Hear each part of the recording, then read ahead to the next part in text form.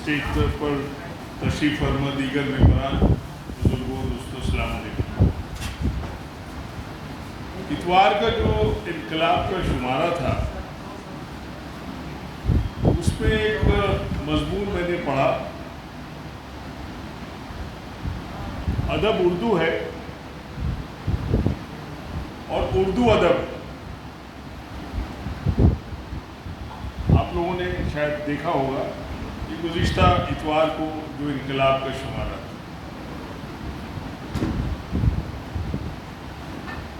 اسی حوالے سے میں ایک بات کہنا چاہتا ہوں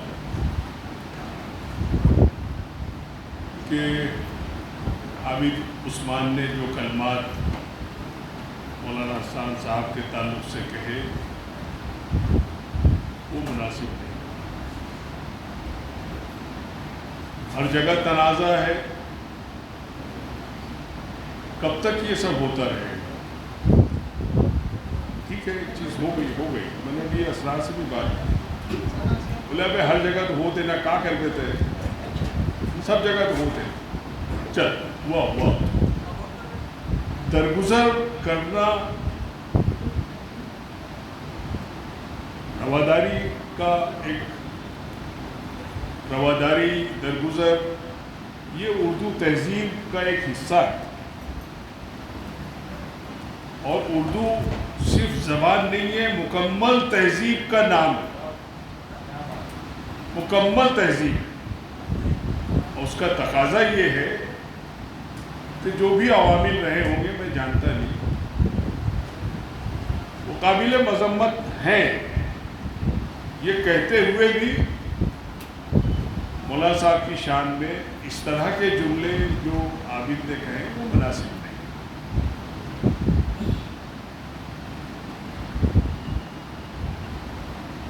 میرے تعلقات شمیم تاریخ سے کم و بیش 50 برس کے ہیں۔ جب وہ بلٹس میں کام کرتے تھے، ہارون رشید میرا علی گڑھ میں کلاس فیلو تھا 1965 میں، ڈاکٹر اسرار مومن میرا بچپن کا دوست ہے، ہم لوگ بیگاری سے لے کے میٹرک تک پڑھے، بلکہ وہ اسرار نے ایک واقعہ ہے وہ کہ میں چوتھی یا تیسری میں ہم لوگ تھے، اور وہ بائک کلا گئے، وہ رانی باغ میں گم ہو گیا، تو میں دادا کے چلا گیا۔ یہ 1958-59 کی بات ہوگی، 58-59۔ تو اس کا تذکرہ اسرار نے ہمیشہ کرتا ہے، بولے ابھی تو چلے گئے، بھاگ گئے، پتہ نہیں کہاں گئے، بولے دادا کیا کہہ رہا ہو، کہاں نہیں برا۔ تو یہ خوبصورت سا شہر ہے، اردو کا شہر ہے، ہمیں اپنی زبان کو بچانا ہے اور اپنے شہر کو بچانا ہے۔ اردو اس لحاظ سے جانا جاتا ہے، یہ ہمارا شہر، یہ اردو کا شہر ہے۔ اس کا تقاضا یہ ہے کہ ہم لوگ کوئی ایسی بات نہ کریں جس سے ہماری تہذیب اور ہماری زبان پر حرف آئے۔ میں نے جیسا ابھی کہا، میرے مولانا احسان سے بھی جب وہ بھیونڈی تشریف لائے تب سے تعلقات ہیں، تب سے تعلق۔ شمیم طارق میرا 50 سال کا دوست، بلٹس میں جاتا تھا ہارون سے ملنے، ہارون وہاں کام کرتا تھا، ہارون نے ایم ایس سی کیا سائنس میں، زولوجی میں ایم ایس سی کیا، میرے ساتھ پڑھا علی گڑھ مسلم یونیورسٹی میں۔ وہ نوکری کی تلاش میں تھا، نوکری نہیں ملی تو صحافت میں چلا گیا۔ وہ صحافی تھوڑی تھا، وہ سائنس کا اسٹوڈنٹ تھا، ہارون رشید علی۔ تو اس طرح کے بہرحال ہارون رشید تھے، حسن کمال تھے، ایک محمود ایوبی صاحب تھے، یہ سب لوگ بلٹس میں کام کرتے تھے 50 سال پہلے کی بات۔ اس موقع پر غلام مومن صاحب کا نام آیا، اور 1970 میں جب یہاں خونی فساد ہوا، میں اسکول میں پڑھا اسرار کے ساتھ۔ جب لاء کالج میں نے ایڈمیشن لیا ان دا ایئر 1969، تو وقار میرے ساتھ آ گئے، ان کے بڑے بھائی، بولے یار طے کیسے کہا میرے ساتھ آ گئے یار، ایک آدھ سال گلٹی مارے گا۔ اس لیے کہ وہ ہم سے اسکول میں سینئر تھے، وہ میرے بڑے بھائی کے کلاس میں تھے، ترمیم بھائی کے مرحوم، اسرار اور ہم ساتھ میں پڑھتے تھے۔ بہرحال تو 70 کے فساد کے بعد جو مادن کمیشن قائم ہوا، اس مادن کمیشن میں ہم لوگ روز جایا کرتے تھے اور جسٹس مادن کی جو کارروائی ہوتی تھی وہ اٹینڈ کرتے تھے، ہائی کورٹ میں وقار ہیں۔ ہم شاہد ہیں ان واقعات کے، اور اس میں اس مادن کمیشن کی رپورٹ میں جو غلام محمد مومن صاحب کا کنٹریبیوشن ہے وہ یہ شہر بھلا نہیں سکتا۔ ان کی جو خدمات ہیں، مصطفیٰ فقی صاحب ہوئے، مرتضیٰ فقی صاحب ہوئے، رؤف پنجابی ہوئے، ایوب پنجابی ہوئے، سمر سیٹ کو میں نے دیکھا ہے، I've seen him، جن کا یہ نعرہ تھا کہ لوہا بیچو، سونا بیچو اور لوہا خریدو۔ بارہ پورہ کے رہنے والے تھے یہ، پھول پور تحصیل ضلع الہ آباد، وہیں کے ان کا خاندان بھی آیا ہے، اسرار کا۔ پورا بنگال پورا جو ہے آلموسٹ بارہ پورا کا، یہ لوگ کوئی 150 سال پہلے آئے اور لوگ بات کریں۔ بہرحال میں یہ کہنا چاہتا ہوں کہ یہ شہر پورے ملک میں یا پوری دنیا میں اگر بھیونڈی جانا جاتا ہے تو اردو کے حوالے سے جاتا ہے۔ اور آج 95 برس کوکن مسلم ایجوکیشن سوسائٹی کو ہو گئے، 5 برس کے بعد اس کا کون سا رہے گا 100 سال پلیٹینم جوبلی انشاءاللہ۔ تو ہم ان 2 کتابوں کے تحریر، یہ تو اس میں کمپائل کیا انہوں نے مضامین، تو عابد اس لحاظ سے قابل مبارکباد ہے کہ اپنے کاروبار میں رہتے ہوئے اور اردو کی محبت میں، نہ وہ شاعر ہیں نہ میں ادیب ہوں، ہم لوگوں نے اپنی محبت اور اپنے ادب کی محبت میں ہی ہم نے اتنے برسوں تک کام کیا اردو کا۔ کتنے ہی اس طرح کے لوگ ہیں جو شاعر ادیب نہ رہتے ہوئے بھی اپنی زبان و ادب کی خدمت کرتے ہیں، وہ قابل تحسین ہے، قابل مبارکباد، وہ قابل تحسین، ان کا لحاظ ہونا چاہیے۔ اس لحاظ سے میں عابد کو مبارکباد پیش کرتا ہوں میری جانب سے، اسٹیج پر تشریف فرما سارے مہمانان کی جانب سے اور آپ تمام افراد کی جانب سے، کہ وہ ایک اردو کا ایک معمولی سپاہی ہے جو اردو کا علم بلند کیے ہوئے ہے، اور انشاءاللہ آئندہ بھی بلند، اس علم کو بلند رکھے گا۔ تو اس کی خدمات کا اعتراف کرتے ہیں ہم سب۔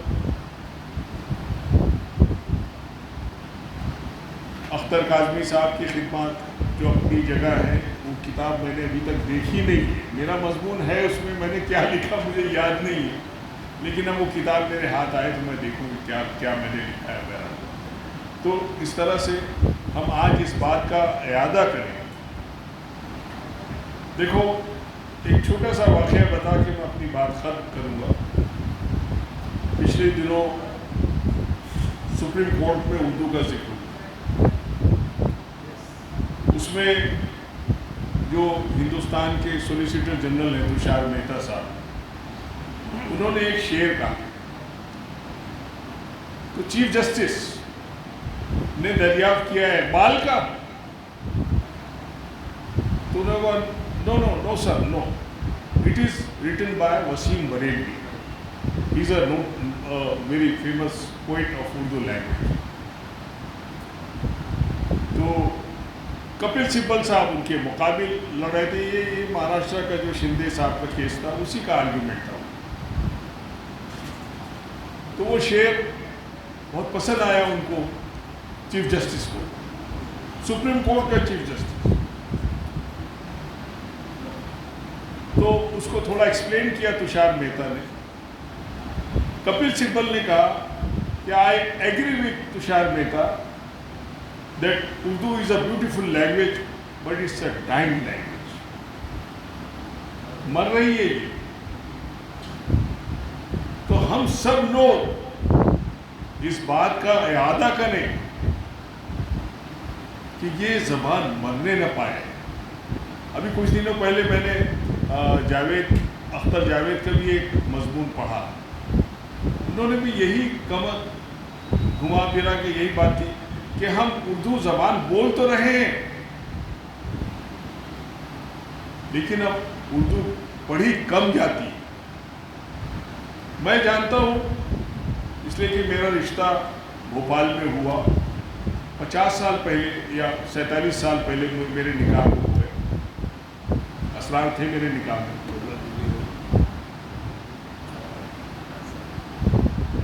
اس 47 برس میں جو اردو کا شعر اب جو کتبے لکھے جاتے ہیں قبروں پر میں نے خود دیکھا ہے اب ہندی میں لکھے جاتے ہیں. زبان بولی جو جاتی ہے وہ اردو بولی جاتی ہے لیکن اب لکھی نہیں جاتی. یہ صورتحال بڑی تشویشناک ہے, بہت تشویشناک ہے. اور مجھے جو 50 برس کا جو ہمارے مہاراشٹر کی لیے صورتحال نظر آ رہی ہے, تقسیم کا سب سے زیادہ نقصان اگر کسی کا ہوا ہے سب سے زیادہ تو وہ اردو زبان کا. تو ہم یہ اپنی زبان زندہ رکھیں, اپنے اس زبان کو اپنے آنے والی نسلوں تک منتقل کریں تاکہ یہ زبان مرنے نہ پائے. اور انقلاب ہو یا اردو ٹائمز ہو, ممبئی اردو نیوز ہو, سب اخبار خریدو اور اس کے پیسے ادا کرو. جو کتاب جو لکھی جا رہی ہے ان کے پیسے ادا کرو, مفت میں کتابیں مت لیا کرو. ہمیں عادت پڑ گئی ہے. ابھی یہ کتاب لکھا ہے, کون خریدے گا اس کو, کون لینے والا ہے؟ وہ جا کے گھر میں پیش کرے گا, یہ میں نے یہ کمپائل کیا, یہ لے لو, یہ لے لو. اچھا تم نے یہ خالی ورق گردانی کریں گے اور ایک کونے میں رکھ دیں. پھر کوئی مہمان آئے گا, ارے یہ لے جاؤ یار. یہ صورتحال تبدیل ہونا چاہیے. اردو لکھنا اور پڑھنا شروع کرو. جب تک آپ اپنے گھر کا ماحول نہیں بدلیں گے, اردو پڑھیں گے نہیں, لکھیں گے نہیں, اردو کے اشعار نہیں بولیں گے. اب جیسے ایک شعر میں پڑھنا چاہتا تھا, وہ کہ بڑا باریک سا شعر ہے اسرار, 1965 کا. سنو. جیسے ورق گل پر انگارہ کوئی رکھ دے, بڑا سا, جیسے ورق گل پر انگارہ کوئی رکھ دے, ایسے دستے ہنائی پر آنسو ابھی ٹپکا دے. شکریہ.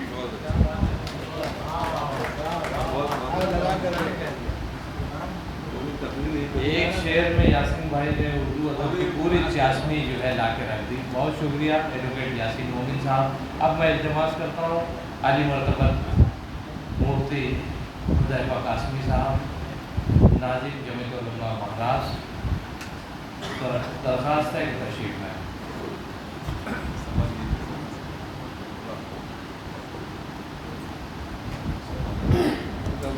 السلام علیکم ورحمۃ اللہ وبرکاتہ. جناب صدر, صاحب اعزاز اور اعزاز کرنے والی تنظیم مومن انصار ویلفیئر سوسائٹی اور اس کے روح روا ہمارے سبحان سکندر صاحب, میرے بزرگوں, یہ پروگرام جس مقصد کے تحت رکھا گیا اور جن حالات میں جس پس منظر میں رکھا گیا اس کا تذکرہ کئی پہلوؤں سے آ چکا, مثبت اور منفی دونوں. میں اس کو دہرا کر نہ وقت ضائع کرنا چاہتا ہوں, نہ اپنی ہی برادری کی کسی معزز شخصیت پر کیچڑ اچھالنے پر کوئی تعاون کرنا چاہتا ہوں. میں عابد مومن صاحب کے ساتھ کل بھی تھا, آج بھی ہوں, آئندہ کل رہوں گا. جس وقت مجھ سے آج کے لیے ٹائم مانگا گیا, میں سراج العلوم کے جلسے میں اسٹیج پر تھا, میں اتنی آواز تھی کہ سننے نہیں مل رہی تھی. ایک جملہ میں نے کہا تھا سیماب صاحب سے, سیماب صاحب مجھ کو ایسا لگ رہا ہے کہ آپ لوگ عابد کے لیے ایک استقبالیہ اور ایک اعترافیہ اعزازیہ یا جو کہیے کہ سد سو ایک پروگرام رکھنا چاہتے ہیں. میں دوسرے سارے پروگرام ملتوی کر کے آؤں گا, آپ اس کو نوٹ کر لیں. پھر پروگرام سے فارغ ہونے کے بعد تقریباً 12 بجے میں نے پھر فون لگایا، اب بتائیے کیا ہے؟ تو انہوں نے کہا ایسا ایسا ہے۔ میں نے کہا اگر چوراہے پر کھڑے ہو کر 2 لوگ بھی عابد کی حوصلہ افزائی کر رہے ہوں گے، میں عابد کے ساتھ ہوں۔ اس نوجوان کا حوصلہ ٹوٹنا نہیں چاہیے۔ قابل مبارکباد ہے ہمارے سماج کے نوجوان، انہوں نے اس سے پہلے پروگرام کیے تھے، اور اتفاق ایسا ہے کہ اس سے پہلے بھی ناؤ بھون میں آئی تھی تو غریب آگے بڑھ کر کے ناؤ کنارے لایا تھا۔ تفصیل بتلانے کی ضرورت نہیں، عابد صاحب نے اپنی تقریر میں خود اس بات کا اعتراف کیا، اس لیے کہ مجھے ایسا لگتا ہے کہ اگر ایک نوجوان ملت کے لیے کچھ کر رہا ہے تو اس کا حوصلہ ٹوٹنے نہ پائے۔ شہر کے اندر بہت سے لوگ کاروبار کر رہے ہیں، اونچے اونچے منصبوں میں بیٹھے ہوئے ہیں، لیکن ایک گمنام بچہ جو محنت کر کے آگے آ رہا ہے اور بہت اچھا کام کر رہا ہے، جیسا ابھی انہوں نے کہا کہ آئندہ انشاءاللہ ہمارے شہر کی انتہائی اہم تعلیم یافتہ شخصیت مرحوم غلام محمد مومن صاحب، ڈاکٹر صاحب کے والد مرحوم، میں نے ان کو دیکھا نہیں ہے لیکن حالات پڑھے۔ ایک موقع پر ہمارے محسن امیدی صاحب، محسن بابا، ان کے اعزاز میں ایک پروگرام رکھا گیا سمریا ہائی اسکول میں، اور اتفاق سے افتتاح کی ذمہ داری مجھ کو دی گئی۔ میں نے اس موقع پر مومن انصاری برادری کی ہجرت سے لے کر بھیونڈی اور مالیگاؤں کی موجودہ خدمات پر تفصیلی گفتگو کی تھی، یہ آپ کو یاد ہوگا۔ یہاں تک بتلایا تھا کہ ان کے دادا بہادر شاہ ظفر کے محافظ دستے میں تھے اور حفاظت کرتے کرتے شہید ہوئے تھے۔ تو باہر نکلنے کے بعد مجھ سے ایک صاحب نے کہا کہ مجھ صاحب بنساری ہوں، میں نے کہا نہیں۔ تو کیا کام معلوم؟ میں نے کہا کتابیں کس لیے ہوتی؟ ارے ہم نے صحابہ کو دیکھا کیا؟ ہم نے ہمارے پیغمبر کو دیکھا کیا؟ ہم نے اولیاء اللہ کو دیکھا؟ کتابیں کس لیے ہوتی؟ علم محفوظ ہوتا ہے، آپ پڑھیے۔ بلکہ میں نے ایک موقع پر بھیونڈی کی وہ تاریخ بتلائی تھی کہ بھیمواڑی، پھر بھیمڑی، پھر بھیونڈی، یہ موقع نہیں ہے اس کا۔ میں الحمدللہ اس موضوع پر تفصیلی گفتگو کر سکتا ہوں، اور مجھے اس بات کا شکوہ بھی ہے، اتنی بڑی آبادی مومن برادری کی، بھیونڈی مالیگاؤں، آپ مل کر جو چاہے کر سکتے ہیں، آپ ہمالیہ پہاڑ کھود کے لا سکتے ہیں، اب تک نہیں ہوا، آئندہ کرنے کا عزم کیجیے۔ اور ماشاءاللہ مالیگاؤں والے کرتے رہتے۔ بھیونڈی میں اس سلسلے میں پدمردگی یہ بے حسی ہے، اگر کچھ صاحب ثروت لوگ کھڑے ہوں، اہل علم میں کھڑے ہوں، ڈاکٹر صاحب نے کہا میں سپورٹ کرتا ہوں، یاسین بھائی جیسے ہمارے سرپرست ہم کو حاصل ہے، آج ہم جن چہروں کو دیکھ رہے ہیں، اتنے لوگ بھی اگر کھڑے ہو گئے تو انشاءاللہ اس شہر کی ان پرانی شخصیات جنہوں نے ملت کے لیے بہت کچھ کیا اور جن کی بتلائے ہوئے راستے پر اگر قوم آگے چلتی رہی تو انشاءاللہ بہت کچھ کر سکتے ہیں۔ تو یہ تو ایک اگلی بات ہے۔ مجھے جو بات آپ کے سامنے کرنی ہے، اور خاص طور پر میں یہ بات ڈاکٹر اسرار صاحب کو بھی سنانا چاہتا ہوں اور ایڈوکیٹ یاسین مومن صاحب کو سنانا چاہتا ہوں۔ ضیاء الرحمان سر شہر چلے گئے ہیں، آپ بھی سنیے اس بات کو، آپ اہل علم ہیں، یہ ایک علمی نکتہ ہے۔ خداوند قدوس نے مختلف علاقوں میں مختلف امتوں پر انبیاء کرام بھیجے، تقریباً 1.25 لاکھ انبیاء کرام الگ الگ امتوں میں آئے۔ اس وقت دنیا غیر آباد تھی، ندی کے اس پار دوسری قوم، اس پار دوسری قوم، پہاڑ کے اس پار دوسری قوم، اس پار دوسری قوم، بلکہ حالات یہ تھے کہ ایک ہی گاؤں میں کئی نبی ہوتے تھے، ان کا علاقہ ادھر، ان کا علاقہ ادھر۔ اب یہ بات سن کر لوگ چونکتے ہیں، ایسا کیسے؟ ارے آپ گاؤں کی بات کر رہے ہیں، ایک چھت کے نیچے ایک سے زائد نبی ہوئے ہیں۔ میں آپ کو ثبوت دیتا ہوں، سیدنا ابراہیم علیہ السلام نبی ہیں، ان کے 2 بیٹے ہیں، حضرت اسماعیل نبی ہے مکے میں، اسحاق نبی ہے فلسطین میں، حضرت اسحاق کے بیٹے یعقوب نبی ہے، ان کے بیٹے یوسف نبی ہے، 4 نسلوں تک باپ دادا پوتا۔ سیدنا داؤد علیہ السلام نبی ہے، ان کے بیٹے تو سلیمان نبی ہے، حضرت زکریہ نبی ہے، ان کے بیٹے یحییٰ نبی ہے، حضرت موسیٰ نبی ہے، ان کے بھائی حضرت ہارون نبی ہے۔ یہ گھر نہیں ہوئے۔ ان انبیاء کرام کو بھیجتے وقت خداوند قدوس نے ایک بات مرکوز رکھی، وہ کیا؟ اب آئیے زبان کی حلاوت اور چاشنی، جس قوم سے آپ گفتگو کر رہے ہیں اس قوم کو اپنی مادری زبان سے لگاؤ ہوتا ہے۔ یہاں پر آپ جائیں کارپوریشن میں اور فصیح اردو بولیے تو کھڑا نہیں کرے گا، مراٹھی بولیے، جس طبقے سے آپ کا سابقہ ہے، پولیس چوکی میں آپ جائیے، تحصیلداری میں آپ جائیے، تو اگر آپ ان کی زبان بول رہے ہیں تو وہ کم سے کم بیٹھنے کو بولیں گے، سنیں گے۔ اور اگر آپ نے شیر کا بگھارا، اب وہ جو بیماری ہے ہمارے یہاں اعظمی، الہ آبادی، بستگی، فتح پوری، کانپوری، یہ بیماری ہے، اس کو دور کرنا چاہیے۔ آپ 50 سال سے یہاں رہ رہے ہیں، آپ مہاراشٹرین ہیں، آپ نسل در نسل یہاں رہ رہے ہیں، آپ مہاراشٹرین ہیں، یہاں کی زبان کیوں نہیں بولتے آپ؟ خداوند قدوس نے اس بات کی رعایت رکھی کہ جس نبی کو جس قوم میں بھیجا اس نبی کو اس قوم کی فصیح زبان سکھا کر بھیجا.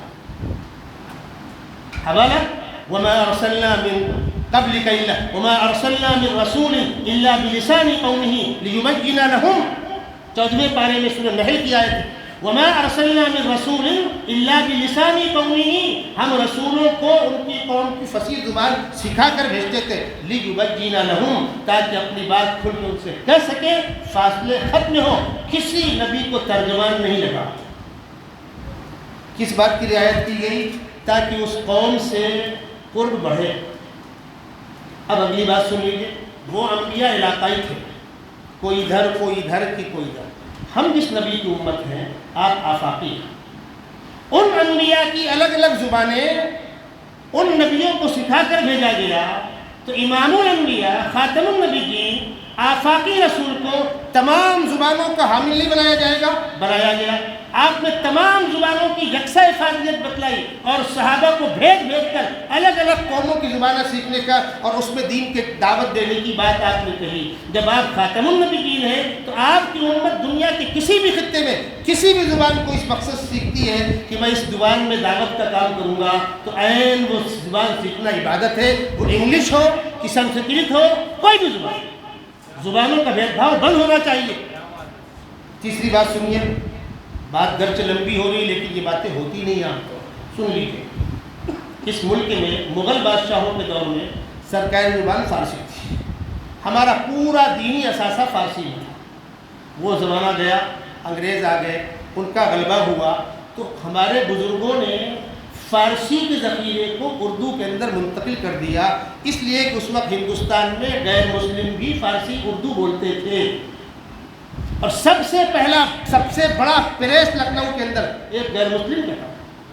نام اس کا بول رہا ہوں, کیا نام تھا؟ جی ہاں, غیر مسلم کا.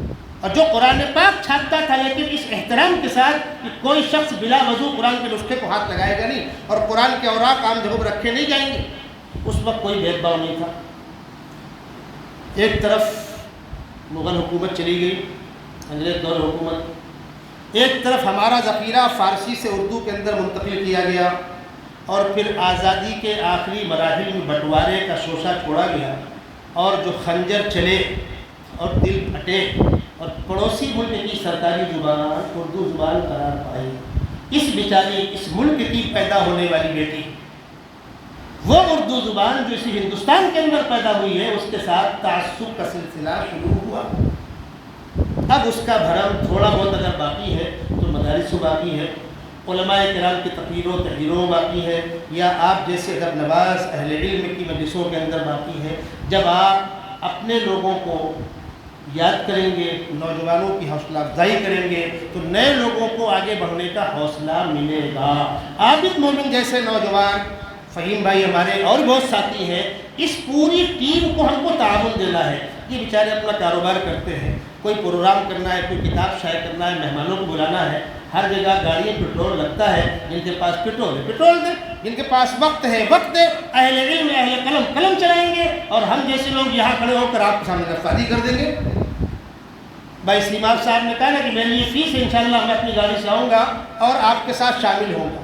میں اس اسٹیج سے اعلان کر رہا ہوں, آپ حضرات مومن انصاری برادری اردو ادب اردو تہذیب کے سلسلے میں کوئی بھی قدم اٹھاتے ہیں, میں اگر اس علاقے میں ہوں, رات میں 12 بجے آپ مجھ کو سوتے ہوئے جگا لیجیے, میں آپ کے ساتھ ہوں. اللہ تبارک و تعالیٰ اس جلسے کے اعترافیہ مجلس کو منعقد کرنے والوں کو, ہمارے دوستوں کو بہتر سے بہتر صلہ عطا فرمائے. جیسا یاسین بھائی نے کہا تھا, اس پہلو کو میں بالکل نہیں چھوڑنا چاہتا, لیکن یاسین بھائی جو بات کہی میں اس کی تائید کرتا ہوں. ہو گیا جو ہو گیا, آگے بڑھو. پیچھے پلٹ کر دیکھنے والے منزل تک نہیں پہنچا کرتے.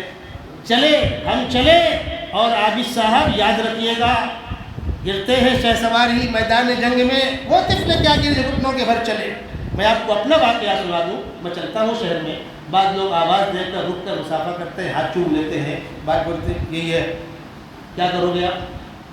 بھائی ہمارا کسی سے علمی اختلاف ہوگا, مسلکی اختلاف ہوگا, رائے کا اختلاف ہوگا, تو کچھ لوگ دعائیں دیتے ہیں اور کچھ لوگ اس کے برعکس لیتے ہیں. ہم کو اور آپ کو اپنا حوصلہ بلند رکھنا ہے. تمنا آبرو کی ہو اگر گلزار ہستی میں تو خاروں میں الجھ کر زندگی کرنے کی خو کر لے. وآخر دعوانا